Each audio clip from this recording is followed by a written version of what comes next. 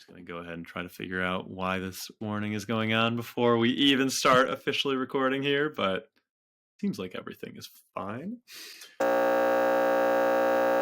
All right. Hey, everybody. We are here on Off the Record with Waymark. This is where we talk to the people leading the media industry about everything that's going on, the good, the bad, the AI, of course. I'm here with our good friend and colleague, Zach, who... Zach, I think it would not be an exaggeration to say you are the best liked person in the entire industry. Thank you, Alex. I don't know about that that. was Thank you. That was not in the official script, so I'm putting him on the spot here. But yeah, I literally feel like every time I talk to anybody, they're like, "Oh, Zach, I love Zach," and of course, a very nice person, but also super competent. And I'm really looking forward to hearing everything you've got to say today. So it should be fun. For anybody who is the last person to have not met Zach, he's been in the industry for over a decade now. I think he started doing sales at Cox Media Group and have been with Locality for the last 6+ years. And maybe we start with a really easy one. You want to just tell us real quickly about what Locality does and what you do there? Sure. So Locality offers the largest source of streaming and broadcast advertising inventory in the US. It's really our focus to unlock the power of local video advertising, focused on connecting consumers and advertisers with right kind of video inventory wherever it makes the most sense for them. For me specifically and my team, I lead our private label channel partnership group. And so that is for all of the outsourced media management services that we offer for other companies and resellers. We help package up all of that inventory in a nice package bundled way that they can go take and make their own in market. Perfect. Nice, tight, super useful. How'd you end up getting into that job? Yeah, so I was brought on in 2018 to actually launch the division. It was with our previous parent company, Cox Media Group, leading some corporate innovation elements with sports, multicultural, and other lifestyle cross-functional sales. And it was kind of the right time, right place, and there was a need at Locality. At the time, it was Gamut, but came on as Locality and continue to grow that division over the past couple of years, and I've been very excited and blessed for the opportunity.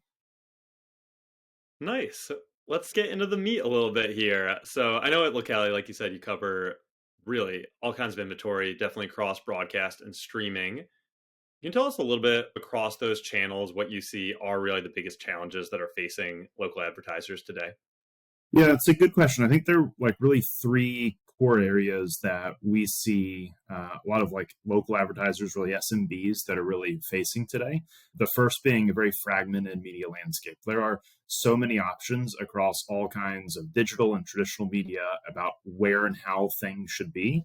And when we think about a very local advertiser who probably has a very intense need for a very efficient budget focused on ROI, it can be overwhelming. So to think about, do I need to have out of home? Do I need to have my broadcast budget? What do I need to do on streaming? How do I need to think about audio? How do I need to think about all these different pieces? There's a lot of fragmentation about where and how my ad dollars should go to help make sure that I am getting the most ROI. So from a local advertiser space, the first is they have an unbelievable challenge for the fragmentation that we as an industry has caused. And I think the next one is really around sort of the competition with national brands. And so if we start to think about sort of inside of that fragmented media landscape, there are big brand pillars that are taking up huge swaths of inventory that can, in some places, squeeze out some of the local guys as far as trying to make sure they have the right kind of presence and a good presence at meaningful scale inside the ad space. And so there's a lot of competition for the little guy next to the huge national brand. With that SMB really has to continue to focus on return on ad spend and what medium is making the most amount of sense at the right time. So again, I think those two kind of lead into the third one, right? So you have this very fragmented ad space with all these different changing elements every single day. And then the national brand squeezing in and making sure they get what they want, and hopefully the SMB is not left with the leftovers. And then you have this rapid technological change, AI, that is disrupting things on a near daily basis, it seems. And so how does that local SMB really make sure that they stay ahead or even at pace in some cases for their media strategy as well? And so I think from a local standpoint, there are a lot of different challenges that advertisers we work with and others really have to face on a daily basis. Yeah, for sure. I think all big ones. I'm interested to just maybe go a little bit deeper and hear if you've seen anything as you're dealing, especially with all this fragmentation. You at Locality cover all of these different channels. Have you found any shortcuts or great tips that make it a little bit easier and it's kind of a, hey, here's the quick one, two, three that you really need to keep in mind? I think the main message with the folks that I work with is if we focus on our customer first and foremost and design something that reaches them where they are, it creates a really nice opportunity for us to make sure that we cut out all of that clutter and put it to the Hmm. side and really focus on the customer at the end of the day. Because if we can create a message using compelling creative that reaches people at the right time and the right place, whether that be in a streaming TV commercial or through a remarketed ad on Facebook or some other medium, now you start to create this omni-channel environment that starts to talk about your product to people where they are in that buying cycle. And that buying cycle for years and years has not been this linear progression of I see an ad and I convert because I have checked my boxes on I've done 3 different other evaluations of different companies I was supposed to look at. It's this ebb and flow that with these consumers going in and out of that buying cycle on a routine basis as they read reviews, then go back and find this other company they heard in the reviews, and then they see an ad that makes them even prompt to think about a different consideration set they didn't have before. So there's this ebb and flow that's going back and forth across the board. And ultimately, if we focus on solving that customer's desires and needs and talking them to real people as opposed to widget, it creates a whole lot more relevancy that Hmm. makes a lot more sense for advertisers and the brands and the customers are supposed to be reaching at the end of the day too. Yeah. The last question on that fragmentation topic, one thing I'm interested in, do you find yourself wanting to sweep that under the rug and mostly say, "Hey, we understand your customer now. We're going to create this package that makes sense for you," or do advertisers like and you find yourself actually, "Hey, let's show you really explicitly. Here are all the channels that we think would be good for you." Yeah, so that's a good question because I never want to sweep anything under the rug. And I don't think you can. We don't live in a day and age where you can just ignore all of social media. We're in Hmm. it too much. So I think it's important to think about things in consideration. I was talking with an advertiser earlier today, and they were talking about how we did a foot traffic study for them, and it was how do we look at the conversion of those people inside of days, I don't know, 10 to 20 inside Hmm. of their foot traffic conversion. And so when we think about how do we create a meaningful experience to reach people in those elements, that doesn't necessarily always need to be again on streaming TV. It might be streaming TV is helping bring people to the forefront of that element. And then we use other media channels that maybe we have, maybe we don't, that help complement that overall message at the end of the day as well. So I think it's important to be very relevant at a local space. And that local space, as you know, because you live in a neighborhood, you live in a town too, it's not just what you see on your TV at the end of the day, but it's what you see on the TV. It's the billboard you see on the side of the road. It's what you're seeing on your phone. It's what you're seeing all these different places. And so we are an element of the all, and we have to be very thoughtful of that. And that doesn't mean you just need to buy more streaming or more broadcast or more out of home. There's a right balance of all of those. And that I think is the hard part about the fragmentation to figure out what is the right reach, frequency, and interlay of all of those different omni-channel programs together in one. Cool. Yeah, makes sense. It is complicated. There's a reason it's a hot topic. What do you think are the big opportunities in, you know, not only that space, but just across the whole industry and area? Yeah, I think one of the big ones from the fragmentation side to address that is leveraging more data and hyper targeting. So it's not necessarily new, but as we think about other different products like streaming TV, we're starting to see more and more availability. And by that, I mean scale inside of deeper segmented audiences. And so when we start to think about these segmented audiences, we can get very specific on things like credit score or likely diagnosis of an ailment or something like that in the healthcare space. We can Hmm. now take this very fragmented, massive audience and start to pare that down to a very nuanced element to make it very local in terms of reaching the consumer where they are. That is really who we need to reach. And so there are a lot of those additional targetings that we're going to see continue to evolve and grow across demos, interest, geographic areas, across both broadcast and streaming, and probably other media formats as well. I mean, there's the whole cookie deprecation side of things, and so that's going to be changing as far as what the data availability looks like. But fortunately, streaming TV never used cookies to begin with, so we're really fortunate on that side. But ultimately, I think that data targeting is going to be a huge element of defragmenting, I guess you would say, that landscape.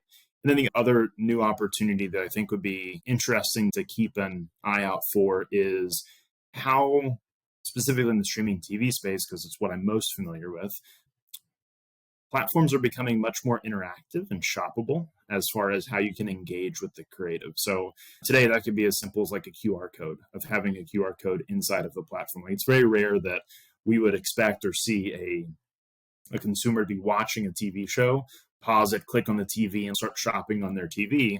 But if you can take what's happening on the screen and move it to the palm of your hand, now it creates a much more dynamic experience for me to keep watching my show that I was interrupted with a commercial, and still watch that, but also engage with the brand a little bit deeper on my phone as well. So having things like that, and that might be even like a pause ad when you're watching a TV show, you pause it, and there's an ad that comes up on that side, and even some stuff that can happen on like Amazon with their interactive video ads and connecting back to their marketplace. A lot of different evolutions that I think we'll continue to see in that space as we get things a little bit deeper, as more interactivity and shoppability goes. Yeah, I actually got to double click on that. Question we get all the time is what's going on with QR codes. Super hot. We've started to add QR code support for all of our creative, but people are always asking, do consumers actually know how to and use QR codes? Do you have any insight on that? Yeah, so if you were to ask me 2019, QR codes were dead. Post 2020, I think that was one of the good things that came out of COVID, is that there was this advent of QR codes are very normal. Like, my parents are not necessarily old, but they are not the most tech savvy folks in the world, and they know how to use a QR code. I mean, you point and click your camera. It's not that hard to do. So I don't think you should overestimate or overthink that, like, just because you have a QR code in your commercial, every single person who watches the commercial is going to click on it or scan it. But I think it does provide a whole lot easier access than trying to click in some kind of long string vanity URL or something like that. It's a whole lot easier. And there's been a lot more accessibility to it as of late because of the change of the world and the habits that we have just going to a restaurant. Like, sometimes menus are just on QR codes. It's in our daily lives, whereas before 2020, it just wasn't. Yeah, for sure. It seems like people are starting to also learn that behavior on a TV too, from what we're seeing. I'm really throwing your parents under the bus there. But I love them. I did not mean it like that, but my dad texted me earlier and was like, how do I update YouTube TV on my new TV that I just got? Well, we have to wait for it to do its software update first, but all good. Love it. Yeah, right. Yeah, I'm in the same spot. So, I got to ask, how are you seeing AI start to impact your client strategies and the tech that you're building? Yeah, so a lot more customized in predictive scalability. So if we think about how we can scale our media campaigns to be more relevant, like I talked about before, with the individual customer where they are, how do we create a media campaign? How do we create a creative campaign that fits in and is very much focused on that advertiser and their outcomes?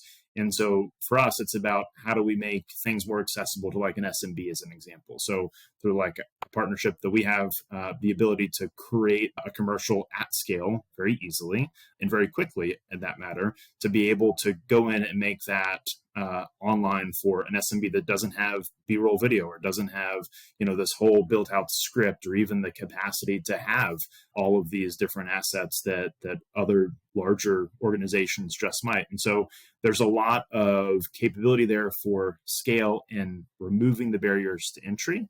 And I think if we think sort of long term, there's a lot more that can happen as it goes into creating more unique and dynamic content. So if we think about things that are like integrating SKUs or weather or things like that into the actual ad slot inventory. So let's take a 30-second commercial as an example. What if we were to split that 30-second and make it like a 10-second sponsored weather update that would be serving inside of the content, followed by the remaining 20 seconds that are focused on like a normal commercial? So I think we were able to be very unique and nimble by a lot of the different tools that AI can create for us and scale that easier than ever before. Nice. All right. Let me give you a tough one. I'm really looking for a nugget of wisdom here. Obviously, things are changing super fast. AI, we're paying the most attention to. That's moving super quickly, but really across the whole tech landscape. What about something that's stayed true? What's a fundamental truth that's just been constant throughout your career and remains a key to success today? I said it before, and I'll say it again. And it's, if you focus on the customer, everything else will fall into place. And so ultimately, it's about how do we treat the customer right, do what they need to have happen from a KPI perspective, from a delivery perspective. And that manifests itself all the way from creative to customer service to making sure it's, we're treating the money like it would be our own. If you focus on that customer and you think about all the different customers that we serve in my private label type of business, it's the partner, it's their client, it's the person that's buying from them, it's all the way down. And if you focus on that customer, everything else will fall into place.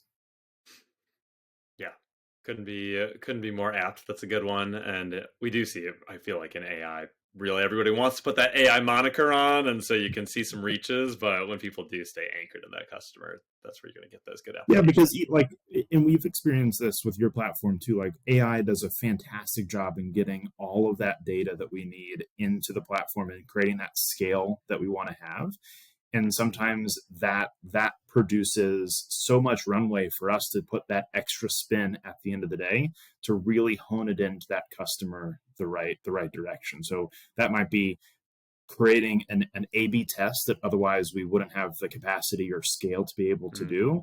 But now we're able to offer it because AI has assisted us in getting 90% of the way there. So I guess it's kind of like that old movie Hitch, where if you go 90, they'll come 10 type deal. I think that was either that or 80-20. I forget what it was, but ultimately, if you go and focus on that customer, the rest will fall into place. I recently rewatched Hitch while waiting for jury duty. They always seem to put a Will Smith movie on. So last thing before I let you tell us a little bit about what's coming up at Locality. Anything that I missed that you want to touch on? Some insights from your recent experience at Locality? I think I would say that from a AI driven solution standpoint, we are really excited about continuing the evolution in like the creative production for that like A/B test stuff, as I said, from a media buying perspective to create more options, more predictive modeling, more optimization paths that we can do inside of campaigns.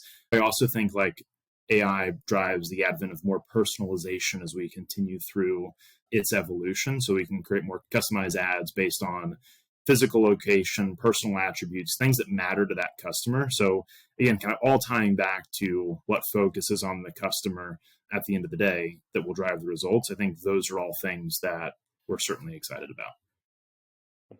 Love that. We're all about that. Sounds great. Before we close up, I got to know what's new, what's coming up at Locality. We're very excited about a future that we don't think is that far away, where local converged advertising becomes the norm. So we talked about this fragmented landscape, working very hard for small businesses, large brands, everyone across the board. How do we bridge all of that together across streaming and broadcast TV in one single access point? So we're very excited about what that new opportunity of converged planning, targeting, execution, measurement, fielding and market, everything like that at scale, we'll be able to do for both streaming and broadcast together. So we're hopefully doing our part in making the fragmented space a little bit easier to navigate for local brands. So certainly stay tuned for what we have coming. Nice. I know that sounds very customer focused and like something you're in a good position to do. So we appreciate you. This was great, Zach. Appreciate you taking the time. Really fun to get a few minutes with you and looking forward to everything that's coming up here. Yeah, thanks very much for having me. Appreciate it.